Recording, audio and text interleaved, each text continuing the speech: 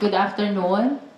So, to give an update, natapos na po ang marking of exhibits and na-terminate na rin ang pre-trial conference. Of course, we expressed our thanks and gratitude to the impeachment court sapagkat through the intervention of the impeachment court, nakatapos kaming magbarka, especially with voluminous documents pertaining to the article on unexplained wealth and the article on confidential fund, no? You will remember that during the first PTC, we agreed that the offer of stipulation of facts will just be submitted in writing, no? At lahat po ng comments, counter stipulations to the proposed stipulation of facts were already submitted as well to the impeachment court. We also inquired kung gaano ba katagal ang magiging proceedings during the trial. They pronounced that it will start at 2 o'clock in the afternoon. So I asked kung ilang oras ba ang ide-dedicate dito sa impeachment trial because that is very material for us to determine kung ilan talaga ang trial dates na kakailanganin namin. Kung mahaba ang igugol na oras sa impeachment trial, we may be able to present 2 witnesses per trial date. Otherwise, kung maigsi, baka isang witness lang per trial date, no? But again, that concern is likewise submitted to the impeachment court. And then we put on record our observation about the common exhibits that in spite of the willingness of the prosecution, that we share the marking in the same exhibit because after all, it is exactly the same. That's why we call it common exhibit. The defense maintained their position to put their marking on a separate set of documents. I placed on record that that position of the defense actually prolonged the process of pre-marking of the exhibits of both the defense and the prosecution. Because if you can imagine, we're talking about the same documents, pero iba ang marking, iba ang what do you call this? Comparison with respect to the prosecution at separate pa yung sa defense. So, in our estimate na 5 minutes per document perhaps on one party, because they have to mark on exactly the same piece of document but on a separate copy, so nagiging ×2 yung dedicated na time, no? So that's one. We also manifested again our observation about the seeming inclusion of the same witnesses of the prosecution and the same exhibits of the prosecution, no? We understand na sabay nag-file ng pre-trial brief, but you will remember yung ebidensya ng prosecution that has been publicized as early as 19th Congress during the Inquiry and Aid of Legislation of the Committee on Good Government and Public Accountability, then presided by Congressman Joel Chua, na nasa tabi ko, di ba?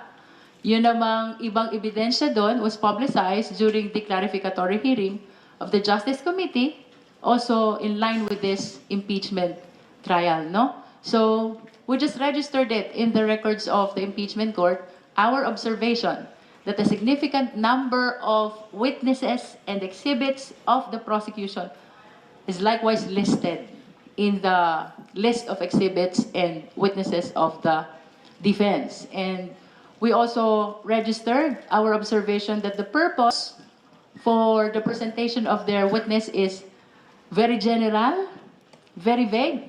And that is why we filed our manifestation last June 22. That is for the defense to specify the purpose for the presentation of their witness. Kasi the observation is same witness as the prosecution. And that is why we find it strange. While they can raise their questions during cross, why do they have to present them during their direct? No? Kung kaya mo namang itanong during cross, why do you have to present them during their direct? I'm pertaining to the pieces of evidence and witnesses of the prosecution. But then again, we would like to acknowledge that prerogative yan ng defense to determine kung anong ebidensya ang gusto nilang ilatag. Sa amin lang, we are requesting for them to specify the purpose because we really find it strange na yung ebidensya ng prosecution, yun din ang ebidensya ng depensa. Tapos pagdating dun sa exhibits, parehas yung documents nyo, they refuse to mark on the same document. At ang gusto nila, separate set of documents. But again, we would like to express that we recognize that the defense's prerogative to maintain that position, no? So, ultimately, we reiterated the last manifestation which we filed, no? Kasama dito yung opening of the BIR box. As a matter of fact, we requested the impeachment court and the defense to join us in our position to open the sealed box because after all, we received that sealed box in our exercise of our compulsory process during the hearing of the Justice Committee of the House of Representatives. We issued a subpoena to the Commissioner of the BIR and for the production of the income tax return of both the respondent and the spouse. However, when the BIR submitted to us and complied with us, what we received is a sealed box. So we do not even know, really, the pieces of documents inside. Although we understand na ang hiningi namin dun sa subpoena is ITR of the respondent and the spouse. This is very relevant because we will be able to know, to present before the impeachment court, the lawful personal income of the respondent and the spouse, no? And by knowing their lawful income, baka ma-justify nila yung mga acquisitions which will be seen also in the other documents of the prosecution, no? But nevertheless, the defense registered their vehement objection to the opening. They invoked due process kahit wala namang nalalabag na karapatan dito because this is just a marking of exhibit. As a matter of fact, you cannot question the admissibility of the evidence yet. Sapagkat yun ay dapat sa formal offer of exhibits mo palang gagawin. Pagdating dito sa marking, it is purely the prerogative of the prosecution kung ano gustong pamarkahan. Diba? And as a matter of fact, this is the right time, correct time for the marking. So that is why when we heard their objection to the opening of the sealed box, we just contained ourselves with the marking of the sealed box, which they opposed as well. Ako'y nagtataka kung ano kayang nakakatakot dun sa pagmamarka ng sealed box. Silyado nga. Ang pinamamarkahan ng prosecution, because they do not want to open the box, ang pinamamarkahan na lang is yung sealed box. So that we will just be submitting to the impeachment court the issue of whether to open or not the BIR box. But sadly, they opposed the opening of the BIR box. They opposed as well the marking of the sealed BIR box. Nakakalungkot po ito sapagkat doon sa House of Representatives, we decided not to open kahit alam namin karapatan ng taong bayan malaman na kung anong nilalaman nun. We decided not to open because we believe in the power of the impeachment court. Pagdating ho pala namin dito sa impeachment court, mahihirapan pa rin kami sa pagbubukas ng BIR box. So we will be looking forward na sana itong BIR box na ito ay mabuksan na sapagkat karapatan ho ng sambayanang Pilipino na malaman at makita ang nilalaman nito. Maraming salamat po. You can raise questions to my colleagues.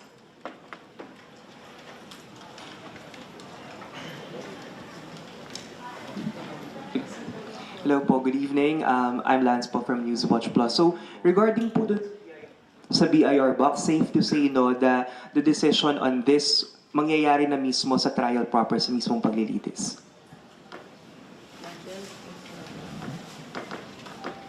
The motions have already been presented to the court. I understand some oppositions will be filed. So the court may decide that either before or during the first day of the trial. Hindi natin masasabi. Nasa kanila yun. And then, kanina po, I'd just like to see comment and then perhaps from the lead prosecutor. Earlier, the defense spokesperson, Attorney Michael Poa, said that regarding the appearance of Vice President Duterte on the impeachment trial, he said that depende daw po yun kung kakailanganin, depende sa advice nila bilang mga abogado kung kailangan na mag-appear si VP Sara doon sa mangyayaring paglilitis. Sa inyo po ba, kailangan po bang nandun si VP Sara? I understand that that is her prerogative, whether to appear or not. And her non-appearance will simply be deemed as an entry of a plea of not guilty. Nevertheless, in my personal opinion, appearing before the impeachment court is likewise a constitutional duty, which public officials must comply. This is what we meant by public offices and public trust, and public officials must be accountable to the people at all times. Good evening po. I'm Jairo Bolleda from Rappler. Just a procedural question. If ever the impeachment court decides to open the box, will they open the box like sila po mismo or will they subpoena the BIR itself to open the box according to tax code po ba or ano po ba implementing rules nun? Thank you po. For the record, yun pong box na yon ay transmit ng House dito sa Senate when we transmitted the articles of impeachment. So it is in the custody of the Senate. So I don't know, to your question, whether mangangailangan pa ba sila ng subpoena, when in fact, the sealed BIR box is already in the custody of the Senate. Hello, good evening po. Angelo po, Pambamba Radyo. Kung despite na hindi po nabuksan itong BIR box, masasabi niyo pa rin po ba na pumabor sa inyo itong pre-trial? Definitely. Sapagkat ever since our objective is to finish expeditiously, no? That is why during the first PTC, madaming nire-raise yung defense, which clearly are not within the purview of the pre-trial conference. We opted not to engage with the defense with respect to the issues which are being raised, like the determination of two-thirds threshold, no? The allegation that we did not transmit all the exhibits and documents to the respondent. It was a clear position not to engage with those issues because our objective ever since is to finish this pre-trial conference expeditiously. And that is why we would like to express our thanks to the impeachment court because the goal was achieved. Because just today, the pre-trial conference has been terminated. Kung isa na lang po, aside po sa napakadaming documents, ano pa po yung ibang nakikita nyo na pinakamalaking hamon kung bakit tumagal po itong pre-trial?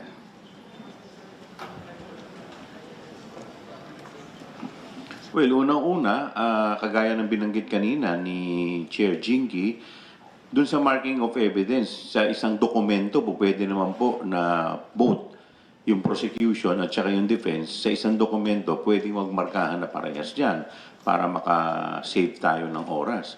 Pero pinilit pa rin po nila na magmarka sila ng sarili nilang dokumento, samantalang parehas lang naman ang nilalaman at content nitong dalawang dokumento. So, kagaya ng kaniyang binabanggit, kung halimbawa yung pagmamarka ng isang dokumento, tumatagal ng 5 minuto, nadodoble. Kasi bukod sa pagmamarka, pipirmahan pa to ng mga both ng prosecution, ng defense, at saka ng mga doon sa impeachment court. So, dumadami at humahaba yung proseso, nadodoble. Pero kung sabi po ni Attorney Poa kahapon, may incident po daw sa markings na nagkulang po daw yung document nyo ng isang page. Isolated lang po yun. Hindi naman po sa lahat ng pagkakataon. Nangyayari naman po yan. Dagdagan ko lang yung sinabi ni Kong Joel, ha? For DEPs, document evidencing payment, no? For OVP and DepEd, we're talking about 1,900 plus for DepEd and 2,000 plus for OVP. 4,000 in total, no? So mamarkahan niya ng prosecution individually. And then because they refuse to agree that we mark in the same document, then they have to mark as well those 4,000 exhibits which likewise form part of their documents. 8,000 in total ang DEPs. Kongs Mary Monreyes po from One News. Makikitanong lang din po sana, di ba po part ng pre-trial brief po ng prosec yung box? Tama po ba? That's correct. Okay po. So how does it work po ba? Nabanggit nyo dapat magpirmahan. So since hindi pumayag ang defense, walang pirmahang nangyari po tungkol doon sa box to be marked? Well, wala namang permahang mangyayari, no? Except that they manifested their intention to file comment, which we interpreted as objection to our position to open the box. But to your question earlier as to whether that box is part of the pre-trial brief and the manifestation, yes, they are part. Not only the contents, but even the sealed box itself. Pero hindi naman po ibig sabihin na hindi siya namarkahan. Well, for the record lang din po for soundbite. Hindi naman porket hindi siya namarkahan ngayon, out of the presentation na po siya. It will be subject to the judgment, prerogative of the impeachment court. But of course, ito po'y karapatan ng sambayan ng Pilipino na makita kung anong nilalaman ng box. Hindi po kami naglakas ng loob sa House because we understand that we are not the impeachment court. But we have the highest regard to the impeachment court na dito makikita na ng sambayan ng Pilipino ang laman ng BIR box. But to our surprise, tinanggihang buksan at tinanggihan ding markahan even the sealed box.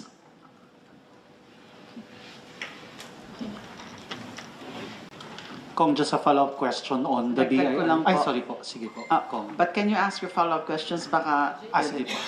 Just a follow-up question po, Kong, so on the BIR. If ever po, hypothetically, hindi po umayon po yung impeachment court on the prosecution's favor, halimbawa po, hypothetically, would the two articles, specifically on the confidential funds and the unexplained wealth, still stand despite the absence of the BIR? Thank you. Malakas pa rin ang aming ebidensya dito sa unexplained wealth. In fact, ito ay mas makakadagdag lamang ng linaw. At, well, kagaya po ng binabanggit kanina ni Chair Jinky, hindi naman natin alam kung ano naman ito. Po pwede naman ito ay maging dahilan para ma-justify nila yung kanilang ari-arian. Pero kaya nga nakakalungkot po kanina dahil ang SecGen naman kanina, yung tumatayong clerk of court ng Senate, ay hindi naman po pwedeng magdesisyon. Kaya po ito ay hindi na desisyonan kanina. Yung gusto ko sana itandag ay umaasa kami na when we file that manifestation with certain proposals, and that includes the opening of the ballot of the BIR box and the inventory of the contents, kasi kailangan malaman na yung laman ng BIR box. Umaasa kami na walang magiging issue doon.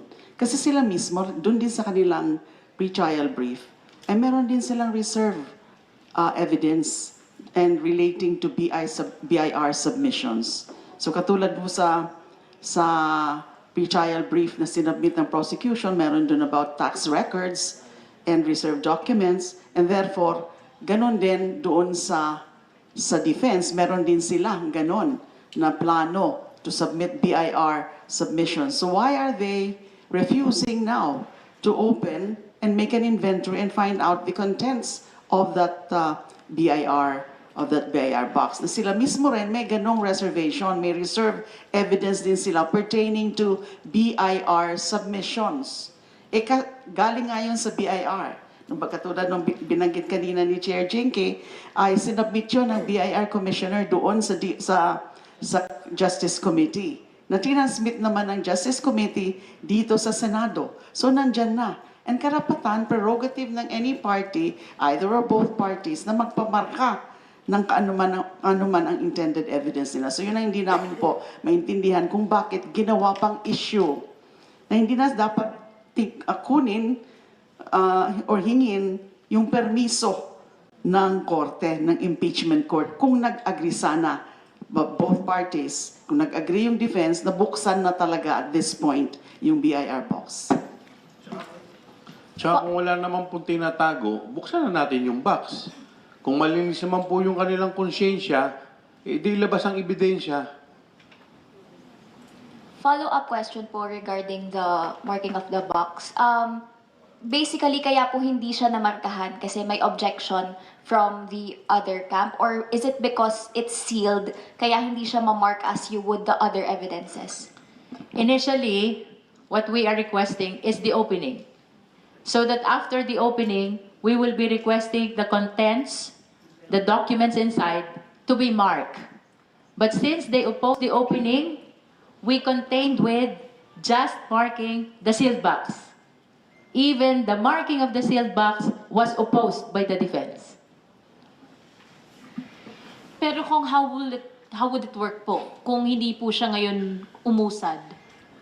And that is why we registered our reservation as to the marking of the box, including its contents, because we understand that there's a rule that all the evidence must be pre-marked during PTC. Otherwise, you will not be able to present that during the trial. Nevertheless, the records will show that we really tried to have them marked, the contents, and when they oppose, at least the sealed BIR box. Di ko nga maintindihan eh. Kayo ba? Ano bang nakakatakot dun sa selyadong BIR box na mamarkahan lang naman? Di ba? Kung is it an unusual case po na may certain documentary evidence na hindi na pre-mark? Or dito lang po sa case ng BIR green box? Dito lang, kasi selyado nga yung box. If you will remember, it was presented during the Justice Committee. Pinagdebatehan niya ng Justice members. I think pinagbotohan pa nga. At ang nanalo, wag buksan, i-transmit na lang sa Senado. Of course, we would like to invoke the exclusive power of the Senate to try and decide all impeachment cases. Nasa trial na tayo, di ba? So dapat may kapangyarihan ng impeachment court to open it. And we do not understand kung bakit ito'y hindi bubuksan.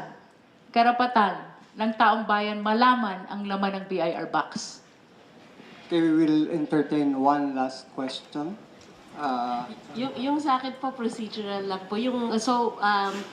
When do we expect the order, and then di pa po magre-respond po kayo? Ano po yung mga babantayan nyo that would warrant a response? Because I understand, pwede rin po hindi kayo mag-respond kung wala namang dapat sabihin. The defense was given until tomorrow afternoon to file their comment to our two manifestations, no? Yung isa is our request to specify the purpose for the presentation of documents and witnesses, especially those na kagaya ng sa prosecution. Second is their comment to our second manifestation. That is with respect to the use of English and Filipino as official language for the trial. The participation of the public and private in the presentation of the witness.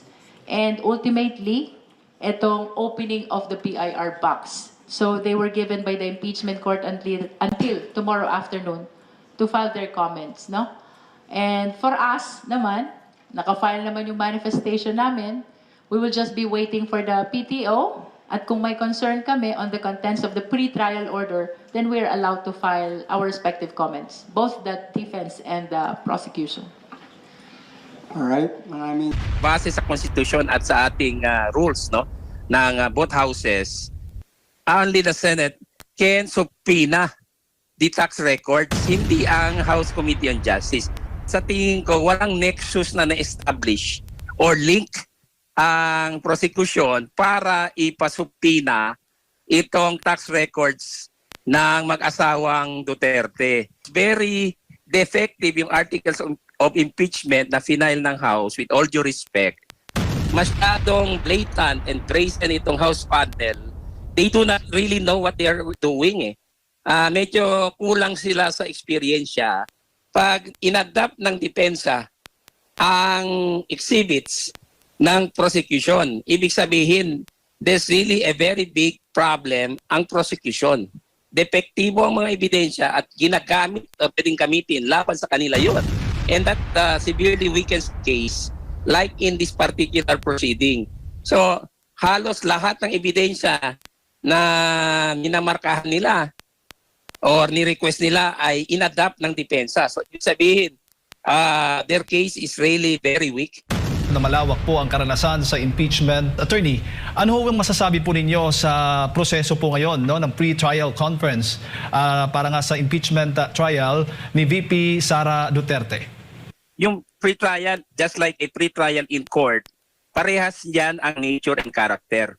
However, dito sa sitwasyon natin sa impeachment laban kay VP Sara Duterte, may problema dyan Because right from the start, question na ng depensa ng mga abogado ng ating butihing Vice President ang legality, ang validity, ang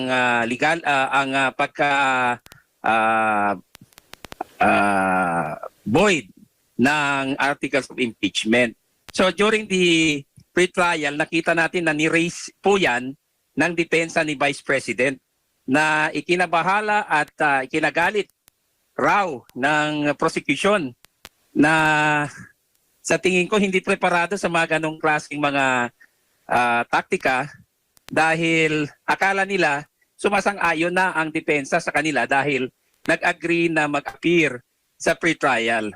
Remember, nung nag-file ng answer ang Vice President Sara Duterte, it was an answer at cautelam or answer at cautelam, meaning precautionary answer lang yan, Jade at Admar.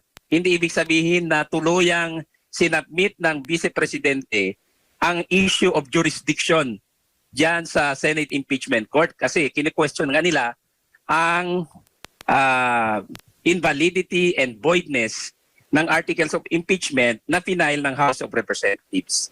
So, yung pre-trial ay naging, in fact, nag-reset sila, nagkaroon ng second pre-trial. Kasi yung una, more of exchanges siguro sa mga legal matters, sa tingin ko ay pumabor sa depensa. Opo. Ngayon ay may hirit po yung prosecution. Nabuksan po yung tax records ni Vice President Sara Duterte. Attorney, may legal na basehan ba itong hiling na ito mula sa House Prosecution Panel?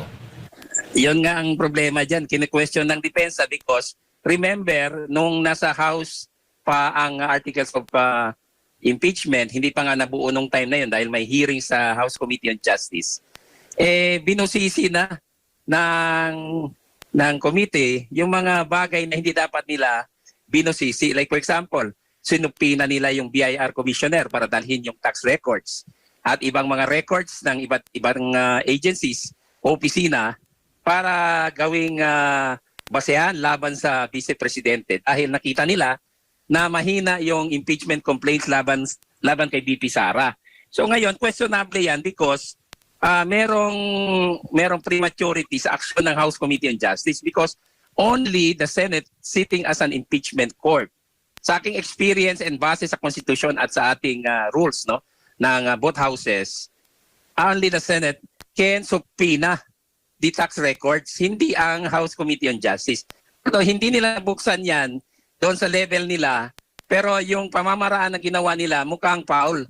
And that becomes an issue now because sa tingin ko walang nexus na na-establish or link ang prosecution para ipasubpina itong tax records ng mag-asawang Duterte. Remember, under Article 270 of the National Internal Revenue Code, confidential ang tax records that can only be open or scrutinized in a proper legal proceedings or in impeachment proceedings. However, hindi po yan absolute. Ibig sabihin, kailangan nasa articles of impeachment yung complaint mo or allegation na merong connection between the tax records at saka yung allegation of unlawfully acquired wealth or ill-gotten wealth, so to speak. So, which I doubt dito because very defective yung articles of impeachment na final ng House with all due respect. Kaya sa tingin ko magkakaproblema dito because if there is no nexus or link that can be established by the prosecution, then there is no basis for the request for subpoena. Opo. Para lang din makarelate po yung ating mga kababayan, tinutukoy pong tax records, attorney, noong panahon na nagsasagawa po ng hearing, yung nasa malaking kahon po yon na hindi po binuksan ng House Committee. Ngayon dito sa pre-trial conference, bago nga magtapos, ngayong araw nga ay inaasahan natin magtatapos itong pre-trial conference, ay gusto ngang buksan, which is, sabi mo, unconstitutional. Hindi po pwedeng during pre-trial buksan itong tax records na ito ng Vice Presidente. Actually, hindi nila hinihingi na buksan kaagad sa pre-trial. They were requesting na ito ay markahan, may reservation siguro sila sa markings, at i-present sa trial proper ng Senate proceedings. Ang problema lang dito, mula sa simula, walang link itong mga tax records doon sa complaints ng dalawang grupo na nag-file ng impeachment complaints laban kay Vice Presidente Sara Duterte. So ngayon, paano mo ma-justify ang subpoena na hinihingi nitong prosecution panel sa Senado para mapayagan ang pagbukas nitong tax records? Remember also that the tax records are protected by the Data Privacy Act, hindi lang ng Article 270 ng National Internal Revenue Code. So hindi po ito basta-basta. This is a very serious matter which can even be questioned before the Supreme Court in a proper proceeding or petition. So yan ang problema ng House. Hindi sa depensa ang problema. The defense is just doing their work. But the House panel has committed a grave error or a mistake right from the start. Kaya ngayon, medyo sila, in estopel sila, their action can be questioned now. At saka, if you scrutinize the articles of impeachment nila, very defective. Kasi walang masiyahan yung articles of impeachment dahil hindi naman covered ng ill-gotten wealth allegation na wala naman doon sa articles of, doon sa complaint na pinail ng dalawang grupo way back doon sa House Committee on Justice. So, one defect leads to another and one void proceeding leads to another. Yun ang problema ngayon dito. And the Vice President can always question that in a proper petition before the Supreme Court. Opo. Yung tax records ay kasama po doon yung kanyang asawa, ang asawa po ng Vice Presidente, attorney, para nga daw sa Article 2, yung unexplained wealth na sinasabi po doon sa Articles of Impeachment. At tinutulan nga ng depensa, sabi, yung ang argumento ay walang kinalaman doon ang tax records ng asawa sa panunungkulan ng Vice Presidente. Pwede ba yung maipaliwanag yan para sa kaalaman ng ating mga kababayan? Remember, Attorney Manscarpio is not a public officer. Neither is he an impeachable officer. Ang public officer at impeachable officer lamang, para sa kaalaman ng lahat, ay si Vice President Sara Duterte. So ngayon, paano ma-justify ng prosecution panel ng House yung paghingi nila ng subpoena na magko-cover doon sa mga tax records ni Attorney Manscarpio? Bawal yan. Because he is not under trial. He is not an impeachable officer. So walang basehan. Second, ay yung privacy ni Attorney Manscarpio will be violated here. Remember, sabi ko nga, protected din ito ng Data Privacy Act aside from Article 270 of the National Internal Revenue Code. So, masyadong blatant and brazen itong House panel. They do not really know what they are doing. Medyo kulang sila sa eksperyensya. In fact, meron pang lumabas na istorya na ang gumagawa ng trabaho nila doon sa pre-trial, ang private prosecutors, which is in violation of the Constitution and the rules. Hindi pwede ang private prosecutors ang gumawa ng lahat ng trabaho ng House panel. They are there only to assist. Jade and Admar, ako naman hindi ako nagtataas ng bangko. I serve as a volunteer counsel sa prosecution sa Corona impeachment. At ako ang in charge for the volunteer private prosecutors group doon sa pre-trial. Pero yung pre-trial, headed by our public prosecutor who is a congressman. In-assist ko lang siya doon. Because you cannot take the role of lead prosecutor if you are just a private volunteer prosecutor. Bawal po yan. Kung totoo yun, another blunder yan na nangyari dyan sa pre-trial conference. Opo, at kinu-question nga ng depensa at baga may tangkang kung tangkang ipatanggal bilang ebidensya yung SALN ng Vice Presidente, attorney. So maaari po yun dahil sa nakikita po niyo hindi po ganoon kabigat yung ebidensya na yan para po sa impeachment laban sa pangalawang Pangulo. Hindi lang yun. yung SALN na yan covers periods na hindi pa siya impeachable officer. For example, ng vice mayor siya. So anong connection dyan sa impeachment proceeding? Di ba? So yan ang isang malaking katanungan ngayon kung pwedeng payagan yan. And other objections that are valid na ni-raise na ng depensa sa pre-trial conference at sa kanilang answer at kautela. Opo. At maaari ho ba pag ako sakali bang papaboran, pabubuksan nga ng Senate Impeachment Court yung kahon na naglalaman ng tax records ng Vice Presidente, automatic ho ba yun? Talagang maging ebidensya na ng House Prosecution Panel? Well, the Vice President can always question that in a petition for certiorari and prohibition with temporary restraining order sa kataas-taasang hukuman. Nangyari yan sa Corona impeachment wherein some bank records were blocked through a TRO issued by the Supreme Court. So hindi po yan automatic na akala natin kung mag-request yung House panel ay pwedeng pagbigyan na lang. Kung pagbigyan ng Senate sitting as an impeachment court na walang basehan or in violation of the Constitution, the rules and the laws, including yung Data Privacy Act, ang NIRC, and even yung rights ng private persons dito like Attorney Manscarpio na hindi naman impeachable officer, pwede yan harangin ng Korte Suprema because that is also part of the rule of law. Opo. Paano ho niyo tinitingnan ang dami po ng mga ebidensya, dokumentong dala ng House Prosecution Panel laban po sa Vice Presidente? Well, they can always produce voluminous records, voluminous documents na wala namang connection sa kanilang articles of impeachment at hindi naman ibig sabihin na lahat yan ay magiging relevant because probably optics lang yan. In fact, karamihan dyan ay inadapt pa ng depensa as part of their evidence. You know, sa experience ko as a trial lawyer before, pag inadapt ng depensa ang exhibits ng prosecution, ibig sabihin, there's really a very big problem ang prosecution. Depektibo ang mga ebidensya at ginagamit, pwedeng gamitin laban sa kanila yon. And that severely weakens the case like in this particular proceeding. So, halos lahat ng ebidensya na minamarkahan nila or ni-request nila ay inadapt ng depensa. So, ibig sabihin, their case is really very weak. Opo, at sapat ho ba yung panahon para sa pagmamarka doon po sa mga ebidensya na yan? Dami pong ebidensya. Well, it takes a lot of time. Kung isang araw, 2 araw, baka hindi sapat. Kung marami, hindi pa yan ebidensya, Jade at Mara, exhibits lang ang tawag namin dyan.